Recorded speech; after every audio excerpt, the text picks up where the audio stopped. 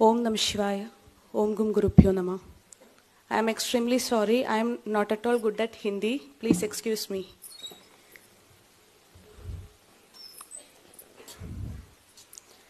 आदरणीय गुरुनाथ, मंच पर उपस्थित सभी मान्यवर और यहाँ उपस्थित सभी देवियों और सज्जनों, आप सभी को मेरा नमस्कार। मैं डॉक्टर अनघा केरल के त्रिशूर जिले से हूँ। वह मेरी बड़ी बहन अनुषा है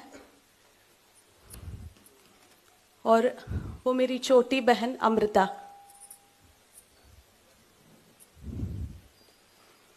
आज हम तीनों आचार्य श्रीमन मनोज जी के शिष्य हैं और आर्ष विद्या समाजम के फुल टाइमर्स भी है।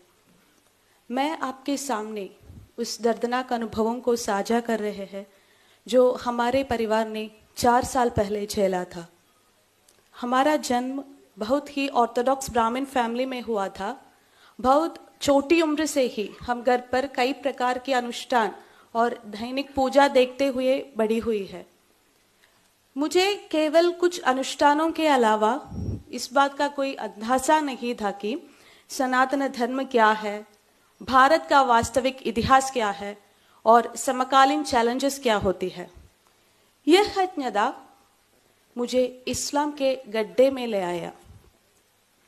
मैं हर किसी की तरह अच्छी पढ़ाई करके, एक अच्छी नौकरी पाकर, अपने परिवार की देखभाल करके और एक अच्छा फिजियोथेरेपिस्ट बनने का सपना लेकर कॉलेज गई थी। लेकिन कुछ और ही मेरे इंतजार कर रहा था। यह एक ऐसा समय था जिसने मेरे जीवन का दिशा बदल दी। मैं अपने कॉलेज के दिनों में हॉस्टल में रहती थी। मेरे रूममेट्स में मुसलमान अधिक थे। हमारे बातचीत में रिलीजन कॉमन टॉपिक बन गया। सबसे पहले उन्होंने मुझे हिंदू धर्म के बारे में क्वेश्चंस पूछना शुरू किए। आप सभी ने केरला स्टोरी फिल्म देखी होगी। मैंने भी फिल्म में कैरेक्टर शालिनी उन्नीकृष्णन जैसे ही क्वेश्चंस को सामना किया है। मैं उनको किसी भी क्वेश्चंस को आंसर नहीं दे पाई क्योंकि मैं अपने धर्म के बारे में कोई जानकारी नहीं थी। ये क्वेश्चंस धीरे धीरे क्रिटिसिज्म्स एंड इंसल्ट्स में बदल गई। वे क्षण थे जब मुझे ये कहने में भी शर्म आती थी कि मैं हिंदू था। मेरे परिवार वालों को भी कोई क्वेश्चंस को सैटिस्फैक्टरी और क्लियर जवाब नहीं दे पाई। मुझे सिर्फ यही आंसर मिला था कि हम अपने पूर्वजों को बताने रास्ते पर चलते हैं बस। लेकिन मैं इस आंसर से खुश नहीं था। मैं इन सवालों का जवाब खोजने के लिए बहुत कोशिश की लेकिन सफल नहीं हुई। इसलिए जब मैं एक कंफ्यूज्ड स्टेट में थे, मेरे फ्रेंड्स ने मुझसे इस्लाम के बारे में बात करना शुरू किया। उन्होंने बताया कि इस्लाम दुनिया का सबसे अच्छा रिलीजन है। अगर मैं इस्लाम के बारे में क्वेश्चंस करते तो वे पूरे आंसर्स देते थे क्योंकि उन्होंने बचपन से ही मदरसा में उनकी रिलीजियस शिक्षा प्राप्त की थी। लेकिन मैं सनातन धर्म की बेसिक चीजों भी नहीं जानती थी। इसलिए मुझे उनके विचारों से प्रभावित होने में देर नहीं लगी। मैं अपने पहचान खोने लगा।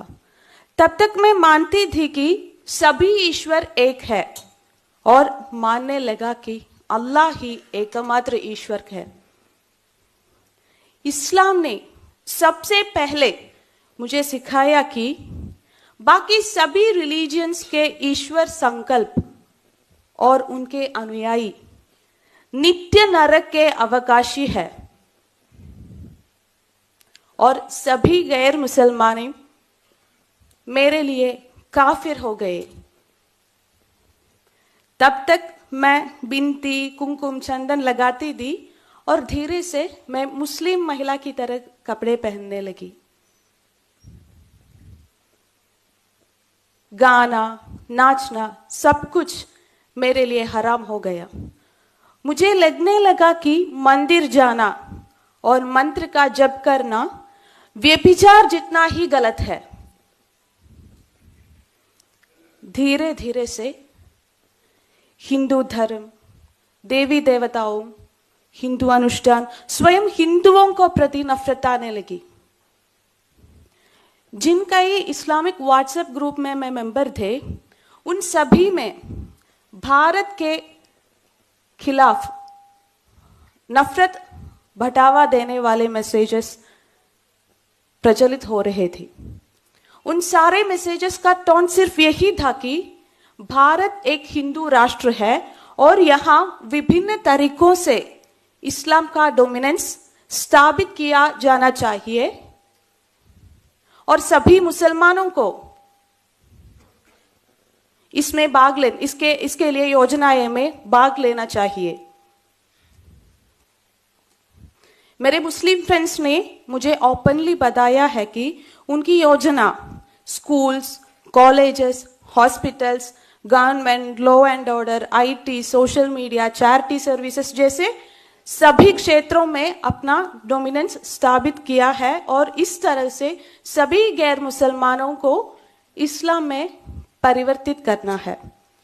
उन्होंने ये भी कहा कि सीएए, एनआरसी आदि भारत के मुसलमानों को नुकसान पहुंचाने के लिए है और इनको डटकर मुकाबला देना चाहिए।